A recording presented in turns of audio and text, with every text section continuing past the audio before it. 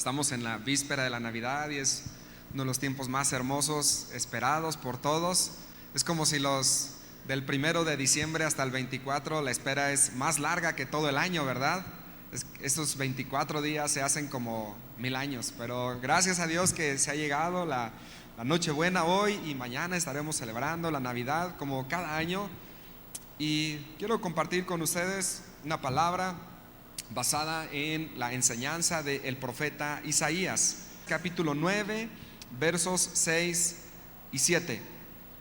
Dice: porque nos ha nacido un niño, se nos ha concedido un hijo, la soberanía reposará sobre sus hombros, y se le darán estos nombres: Consejero, Admirable, Dios fuerte, Padre eterno, Príncipe de paz.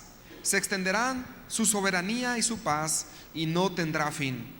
Gobernará sobre el trono de David y sobre su reino, para establecerlo y sostenerlo con justicia y rectitud desde ahora y para siempre. Esto lo llevará a cabo el celo del Señor Todopoderoso. Oramos. Dios, te damos tantas gracias por el amor, la gracia, la bondad, la misericordia manifestada en nuestras vidas.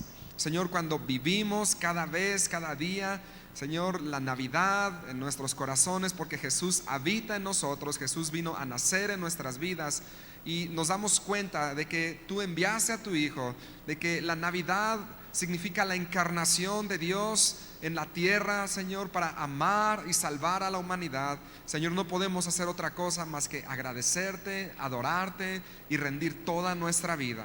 Gracias por este tiempo, por esta palabra, Señor. Instruye nuestros corazones, Señor. Llévanos a conocerte más a ti, el Dios que nos ama y que nos ha salvado, en el nombre de Jesús. Amén. Pues el profeta Isaías en estos pasajes comienza diciéndonos que Él mismo, el Dios Altísimo, también es el niño que nos ha nacido. Es el niño que recordamos en la Navidad, pero se refiere al Padre eterno, que es el Hijo dado a la humanidad. Y cuando pensamos en el descenso divino, Dios viniendo a la tierra, Dios descendiendo a la tierra, podemos imaginarnos de que no hay algo más sublime, no hay algo más grande que Dios mismo viniendo a la tierra. No sé si tú te gustaría que alguien importante te visitara en tu casa y te sentirías súper bien. Ahora piensa, Dios viniendo a la humanidad, a una humanidad perdida, es para alegrarnos y vivir una vida de gozo, de alegría y de satisfacción en el Señor. Porque en la Navidad vemos a Dios encarnándose. Entonces tenemos que asociar la Navidad, que es nacimiento, con la encarnación. Dios haciéndose hombre. Él es el que se hizo hombre, siendo Dios tomó forma de hombre. Y el apóstol Pablo lo expresa muy bien en Filipenses capítulo 2, verso 6, y dice: no le importó el ser igual a Dios como alguna cosa a la cual aferrarse, sino que se despojó de sí mismo, tomando forma de hombre. Esto es la encarnación, esto es la Navidad. El apóstol Juan también lo cita en el Evangelio, en el capítulo 1, en el verso 14, y él está diciendo: aquel verbo se hizo carne y habitó entre nosotros, y vimos su gloria, gloria como del unigénito del Padre, lleno de gracia y de verdad. Así es que la Navidad es Emmanuel, es Dios con nosotros, es Dios entre nosotros, es Dios en nosotros. Dios se hizo como uno de nosotros para poder ser en nosotros. Así que lo primero que nos dice el profeta es que Él fue dado, es un regalo a la humanidad. Tal vez usted como yo no vamos a recibir muchos regalos en esta Navidad, pero si somos conscientes, ya hemos recibido el regalo más grande que Dios podía darnos, y es a su propio Hijo, a su único Hijo, y es dado para todos y para cada uno de nosotros solamente por el puro afecto de la voluntad divina. Solamente porque Dios quiso. Fue dado por el exclusivo y grande y perfecto amor de Dios. San Juan 3:16, ¿qué dice? Porque de tal manera amó Dios al mundo, que ha dado a su Hijo unigénito, para todo aquel que en Él crea no se pierda, mas tenga vida eterna. Él fue dado.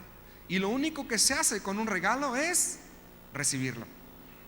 Las religiones que venden su fe ignoran que todo ha sido gratis, que la gracia y el amor ha sido dado, que Dios ha dado a su Hijo unigénito como un regalo para salvación a la humanidad. De tal manera que Cristo nació para que cada uno de nosotros, recibiendo ese regalo, fuésemos salvos. Y este regalo fue dado únicamente a los hombres, a la humanidad. No fue dado a los ángeles, no fue dado a nadie más. Cristo nos fue dado para la salvación. Cristo nos fue dado para redención. Cristo nos fue dado por amor, por gracia y por misericordia. Es por eso que la misión del ángel al venir a los pastores, cuando leíamos en San Lucas, él está diciendo, anunciándoles el nacimiento de Jesús, y él les está diciendo: hoy les ha nacido en la ciudad de David un Salvador, que es Cristo el Señor. ¿No es esto impresionante? ¿No es esto sublime? Un regalo a estos pastores, un regalo a la humanidad. Y cuando hablamos de Navidad, hablamos de Dios encarnado. Así que la encarnación de Dios a través del Señor Jesucristo nos muestra la más grande humillación a la que la divinidad haya sido sometida. Dios, a través del Señor Jesucristo, siendo el Dios de los cielos, siendo el Dios eterno, se humilló, se hizo como uno de nosotros. ¿Cómo podía un Dios santo escoger un cuerpo como el de nosotros para vivir? ¿Saben? La posibilidad de que un Dios como el Dios nuestro se asuma nuestra naturaleza y se haga hombre como nosotros es impensable y no es compatible con nuestra forma de razonar, no es compatible con nuestra forma de entender las cosas. Sencillamente, en teología no se puede describir. En términos teológicos no se puede describir que el Dios de los cielos haya venido y haya tomado un lugar entre nosotros y se haya hecho como nosotros. Y lo que vemos en esta primera parte de la profecía de Isaías es que con esta encarnación, Dios, a través de su Hijo, asumiría un camino de humildad y un camino de pobreza.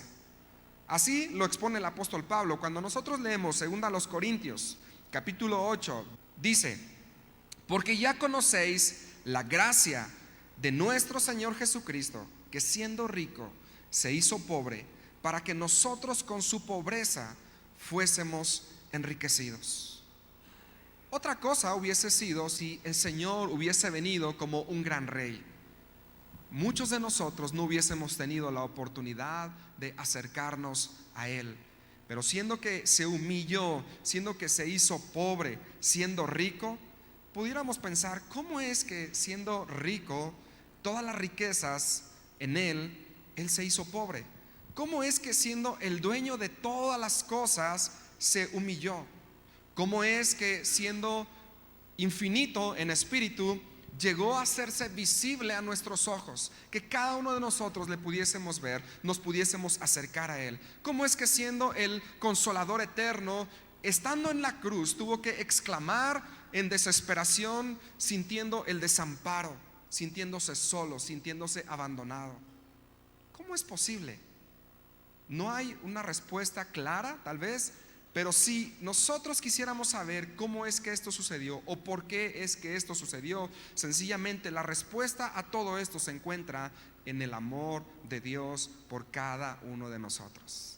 Esa es la respuesta. ¿Por qué Dios hizo todas estas cosas que no podemos explicar? ¿Por qué lo hizo? ¿Cómo lo hizo? Porque su amor es inexplicable, pero es vivencial. Lo podemos experimentar, podemos gozar, podemos disfrutar de ese amor. Así que cuando el Señor Jesús nace, se hace pobre. Los hijos de los reyes nacen en cunas de madera y de materiales finos, adornados de oro, con colchas de terciopelo. El nacimiento de un bebé en nuestra sociedad siempre anticipa baby shower, fiesta, celebración, felicitaciones, ¿cierto?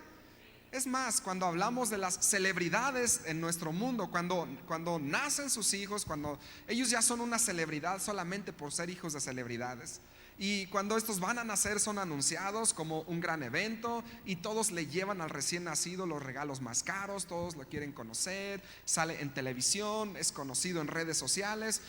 Y incluso en los países donde culturalmente todavía poseen un rey, cuando un heredero al reinado nace, todo el mundo tiene que rendirle pleitesía. La riqueza y el lujo adornan y engalanan su nacimiento. Pero cuando el Hijo de Dios, el Señor Jesucristo, nació, quien debería nacer, porque siendo el Hijo de Dios, siendo Él un rey, debería nacer en una cuna de oro tal vez y ser reverenciado por el César y por Herodes. ¿Qué sucedió? Nació en un maloliente establo donde comían los animales.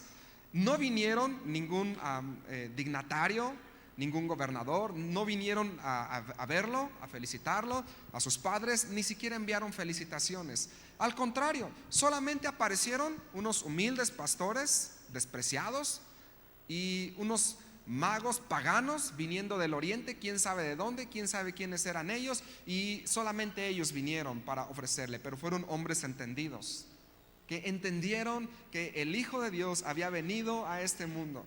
La madre de Jesús fue una doncella, una joven de Israel. José, su padre adoptivo, un carpintero de Nazaret. Y la vida de Jesús comenzó en un estado de humildad, en un estado de pobreza. Cuando Él crece eran tan pobres que al momento de cuando van al templo para ofrecer lo requerido por la ley, al momento de dedicar y presentar a Jesús en el templo, ellos trajeron 2 palominos porque no podían pagar, no tenían para ofrecer unas ovejas. Imagínense, cualquiera de nosotros hoy, si nos quisiéramos comparar, somos mucho más ricos que lo que fue el mismo Señor Jesús en su humanidad. Eso habla del gran amor de Dios, de querer venir y buscarnos a nosotros en el lugar que estamos nosotros. Él vino a encontrarnos donde nosotros estamos. Y esa humillación, esa pobreza siguió en el curso de su vida. Vivió pobre y murió pobre. Cuando el diablo le tentó, él quiso buscar como un espacio en esa vida que el Señor estaba viviendo, y le ofreció un camino de grandeza, ¿sí?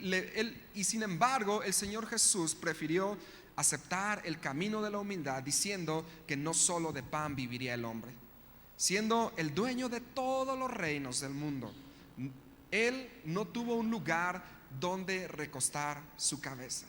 Tal vez usted tiene propiedades, tal vez usted tiene una casa donde vivir feliz. ¿Sabe? El Señor Jesús no tuvo ni 1 metro cuadrado de posesión en este mundo. Eso es impresionante. Él pudo haber viajado en los mejores carros, tirados por veloces, por majestuosos caballos árabes. Sin embargo, Él entró a Jerusalén montado en un asno. Siempre una vida de humildad, siempre humillándose a sí mismo, siempre renunciando a las riquezas de este mundo. Él pudo haber desarrollado, cuando vemos su ministerio, Él pudo haber desarrollado un ministerio rodeado de los hombres más cultos, de los hombres más sabios, de los más influyentes, de los más poderosos. Sin embargo, Él prefirió rodearse y entrenar y capacitar a hombres, a los más humildes, a los más despreciados. Él caminó entre los cojos, entre los ciegos, entre los paralíticos, entre las prostitutas, entre los más necesitados, cobradores de impuestos, desamparados, despreciados, humillados, abandonados, gente insignificante. El Señor Jesús siempre fue a ellos, siempre dio valor a cada una de estas personas. Hoy el mundo no es así, las cosas no funcionan así. Hoy el mundo desea rodearse con los más influyentes, con los más capaces, con los más poderosos, con los más fuertes, pero el Señor Jesús no es así. Con el Señor Jesús la vida fue diferente. Él, siendo rico, se hizo pobre. Desde su nacimiento hasta su muerte tenemos el rostro de la humillación. Y en esta profecía del profeta Isaías vemos 2 rostros: el de la humillación, cuando se refiere al Señor Jesús, cómo habría de nacer, y la vida del Señor Jesús siendo tan pobre, siendo tan humilde, con el único fin de encontrarnos a nosotros en ese lugar de desprecio, de necesidad, de enfermedad, de angustia, de desesperación. Ahí vino el Señor Jesús a encontrarnos, y todo esto solamente por amor. Pero con la resurrección tenemos la exaltación, y en este mismo pasaje, en el capítulo 9 de Isaías, que comenzamos a leer, en el verso 6 dice, Isaías 9:6: porque nos ha nacido un niño, se nos ha concedido un hijo. La soberanía reposará sobre sus hombros y se le darán estos nombres: Consejero, Admirable, Dios fuerte, Padre eterno, Príncipe de paz. 5 nombres para un solo bebé. Después que Isaías nos habla en la primera parte de que un niño nos ha sido dado, nos presenta con todo esto un estado de humildad, de humillación, de un lugar donde el Señor Jesús vino a buscarnos, a encontrarnos. Ahora nos muestra otro de los rostros de la Navidad, que es la exaltación del Señor Jesús. Y lo primero que dice es que ese bebé iba a tener el principado sobre su hombro. Muchos niños, quienes en algunos países son herederos a la realeza, al trono, les ha sido dado en su país cierto principado. Pero el único ser que nació para tener el principado y el dominio universal se llama Jesús. Él vino para poseer y reinar sobre todo este mundo. Y este testimonio lo comprueba el apóstol Pablo cuando leemos en Colosenses capítulo 2 verso 9, y dice: porque en él habita corporalmente toda la plenitud de la deidad.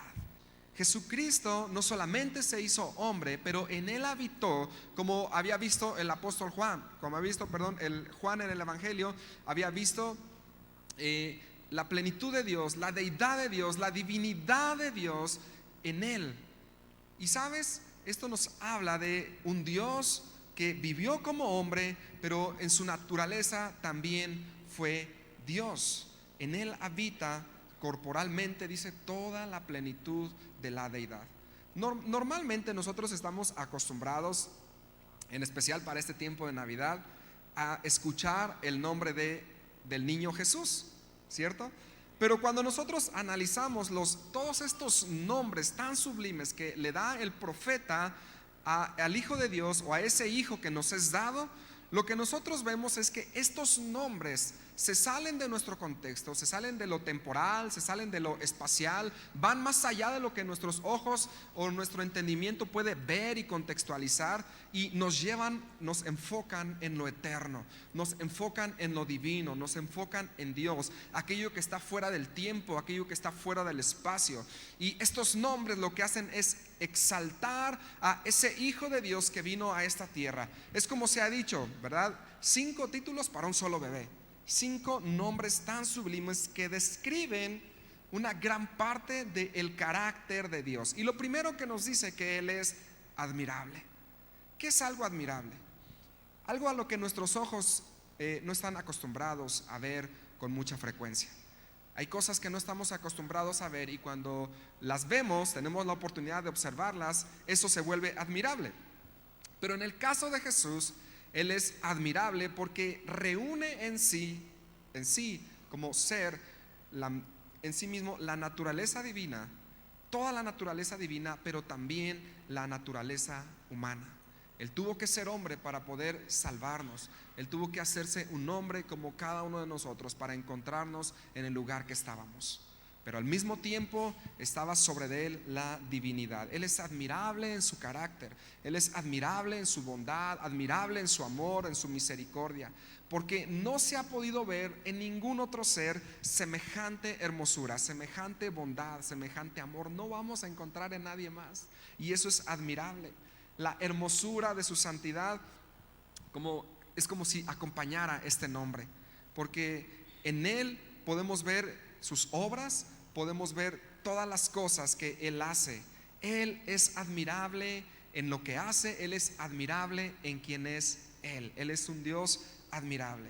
El segundo nombre que le da el profeta Isaías, Él es consejero, y lo es en primer lugar por la gran sabiduría que posee nuestro Dios, nuestro Señor Jesucristo. El profeta Isaías dijo de Él mismo en Isaías capítulo 11 verso 2, dice: y reposará sobre él el espíritu de Jehová, espíritu de sabiduría y de inteligencia, espíritu de consejo y de poder, espíritu de conocimiento y de temor de Jehová.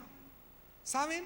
Él es la encarnación de aquella sabiduría que existió antes de que el mundo fuera. Pero sobre todo, lo es por el gran entendimiento que Él tiene de la humanidad, del ser humano. Él es sabio en todo. Él posee toda sabiduría y Él le entiende a usted. Él te entiende, Él te conoce, Él te comprende y Él es el mejor consejero. Tanto que se ha vuelto el consolador de nuestras vidas. Cuando nosotros vemos al Espíritu Santo, algunos le llaman el otro Jesús. Viene a consolarnos, Él viene a estar a nuestro lado, y cuando usted necesita de un consejo, cuando usted necesita de sabiduría, Él siempre va a estar ahí. Él es consejero. El niño que nació en Belén también fue llamado Dios fuerte, también sería Dios fuerte. Jesús, este Mesías prometido a la humanidad, es Dios mismo. Él es Dios. Jesús es Dios. Y esto es lo que muchas religiones, muchas sectas no han podido aceptar, que Jesucristo es Dios, han pretendido negarlo. Y muchas corrientes como gnosticismo y algunas otras corrientes ideológicas han tratado de negar la divinidad de Jesús, pero el mismo profeta dijo que también sería Dios fuerte. Y esto es lo que muchos no entienden, esto es lo que muchos no quieren aceptar. ¿Y por qué podemos afirmar nosotros que Él es Dios? Porque sencillamente nadie puede hacer lo que Jesús hizo, a menos que fuese Dios mismo. Un ejemplo es: ¿quién ha hecho los milagros que Jesús hace? ¿Quién es el único que se atreve y se atrevió a perdonar pecados? Solamente el Señor Jesucristo. ¿Quién ha caminado sobre el mar? ¿Quién ha resucitado de la muerte, venciendo a todos los enemigos que nos esclavizaban? ¿Quién pudo vencer a nuestros enemigos, como la muerte, como el pecado, como la enfermedad, si no fue solamente Jesucristo, Dios mismo? Así que ese es uno de los nombres. El niño también sería llamado Padre Eterno. Cuando la Biblia nos habla de Dios como Padre, yo creo que personalmente es una de los nombres que nos revela una de las formas y de las figuras más tiernas y más compasivas que se puedan conocer en la tierra. Dios el Padre. Pero además el profeta nos refiere a Dios como creador, como protector y como sustentador. Y está diciendo: Jesucristo, este niño que les es dado, Él es el creador, Él será su protector, Él será su sustentador, Él estará a su lado, Él les ayudará, Él será su padre, Él les acompañará, Él no les abandonará. A veces es difícil para muchos entender este concepto y vivir a plenitud este concepto. Y el deseo de Dios es que cada vez vayamos nosotros más adelante conociendo a Dios y viviendo más a Dios, quién es Él y cómo es Él. Y a veces es difícil entender porque los conceptos que tenemos de Padre muchas veces están asociados con nuestras experiencias. Pero Él es un Padre soberano, Él es un Padre perfecto. Ahora, lo que nos está diciendo que el niño de Belén también es el Padre eterno, de modo que es más que solo como un padre humano que cuida y que ama y que protege a sus hijos, porque los padres terrenales tarde o temprano mueren, o muchos de ellos abandonan, no pastorean, no cuidan, no velan por sus hijos. Pero Dios, que es Padre eterno, no será así con Él. Él estará por siempre, Él estará ahí para siempre, para amarnos, para bendecirnos, para pastorear nuestras almas, porque Él es nuestro Padre. Y estos nombres que acompañan a la profecía acerca de la naturaleza de este Hijo que nos iba a ser dado, que iba a venir y por el cual celebramos Navidad, son como regalos para cada uno de nosotros. El último que hablamos aquí es el príncipe de paz. Sobre todo, el niño de Belén sería príncipe de paz. Los mismos ángeles lo declararon aquella noche que anunciaron a los pastores. Dice que primero vino un ángel y les habló a los pastores y les dijo: no tengan miedo. Y cuando les da la revelación, enseguida habla de que descendieron otros ángeles y cantaron y dijeron: gloria a Dios en las alturas y en la tierra paz. Jesús vino a ponerle, vamos a decir, un cese al conflicto que había en el alma del ser humano, porque las más grandes batallas que nosotros libramos están en nuestra alma. Tenemos batallas con nuestros pensamientos, tenemos batallas con nuestras emociones, tenemos batallas con nuestras dudas y nuestros temores y todo lo que surge dentro de nosotros. Y necesitamos de la paz de Dios. Y este Jesús vino a traernos paz, vino a darle paz al hombre, a la mujer, al ser humano que vivía angustiado en su espíritu. En nuestras batallas Él viene a ser príncipe de paz. Cristo vino a sacarnos como príncipe de paz de ese dominio de la oscuridad donde Satanás nos tenía esclavizados, viviendo sin paz, viviendo alejados de Dios. Y aún cada día necesitamos acogernos a este príncipe de paz para encontrar reposo en Él, porque Él es el verdadero príncipe de paz. Él es el único en el cual podemos encontrar paz, paz que sobrepasa el entendimiento humano, aún a pesar de las circunstancias difíciles, aún a través de la tribulación, de los problemas no resueltos, aún a través de los temores, de la duda, de la inseguridad, de que no sabemos qué va a suceder mañana. Aún en la necesidad, cuando nuestra alma se agita y nuestro espíritu no encuentra paz, Él viene a ser el verdadero príncipe de paz. Saben, el mundo jamás tendrá paz si Jesús no llega a ser su príncipe de paz. Así que la paz que necesita usted, la paz que necesitamos en nuestra alma, es reconocer la salvación que el Señor Jesucristo nos regala y vivir cada día puesta nuestra esperanza en el Señor Jesucristo, y podremos vivir una vida llena de paz. La Navidad, así que por lo tanto, podemos decir, estos dos rostros de la humillación, Señor Jesucristo humillándose, pero también tiene el rostro de la exaltación. Este niño que nos ha nacido hoy, según lo dijeron los ángeles a los pastores, ellos confirmaron con esto, esta palabra, esta profecía de Isaías, y nos muestra que la humildad del Señor Jesús a través de la Navidad, de este nacimiento, traería para nosotros restitución, traería para nosotros salvación, traería para nosotros una vida de paz, una vida de esperanza. Fuera de esto no hay nada. Fuera de esto la Navidad está vacía. Podrán celebrarse todas las Navidades que queramos, pero sin Jesús, siendo Él nuestro Dios fuerte, nuestro Padre eterno, nuestro príncipe de paz, siendo Él nuestro consejero, no tenemos nada.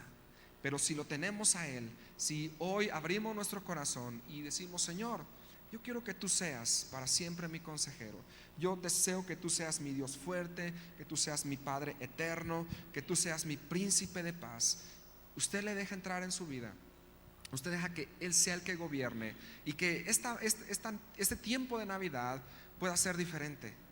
Que este día no nos olvidemos que en lugar de vanidad, de verdad sea Navidad. Porque lo que es sin Cristo es vanidad. No tenemos nada.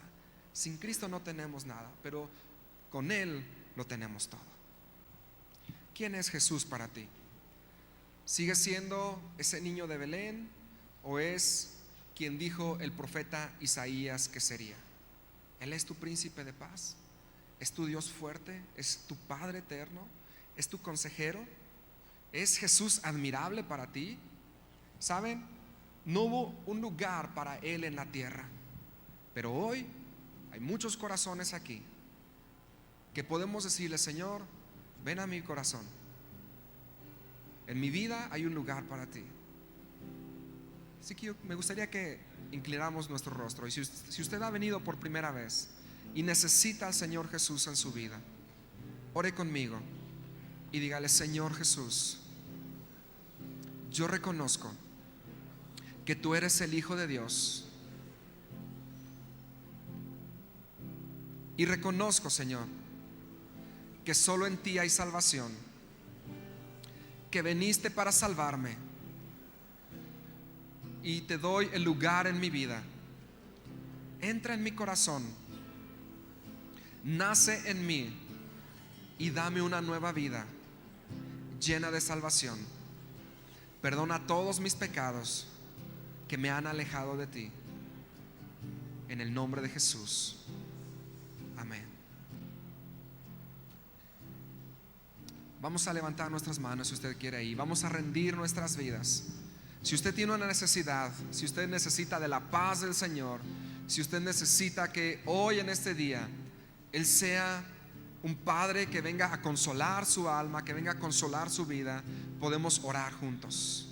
El altar está abierto, el lugar está abierto. Él es Dios y Él ha venido a buscarnos en donde estamos. Él no pone ninguna condición. Él ha quitado la brecha que había entre nosotros y Dios. Y toda necesidad, toda situación difícil, Él la puede resolver, porque Él es Dios. Él puede establecer paz en nuestros corazones. Él puede establecer gozo. Él puede establecer salvación en nuestras vidas. Y mientras estamos aquí, vamos a orar por las personas que tienen hoy una necesidad y quieren salir de este lugar con la paz de Dios en sus corazones. Vengan aquí a este lugar y vamos a orar.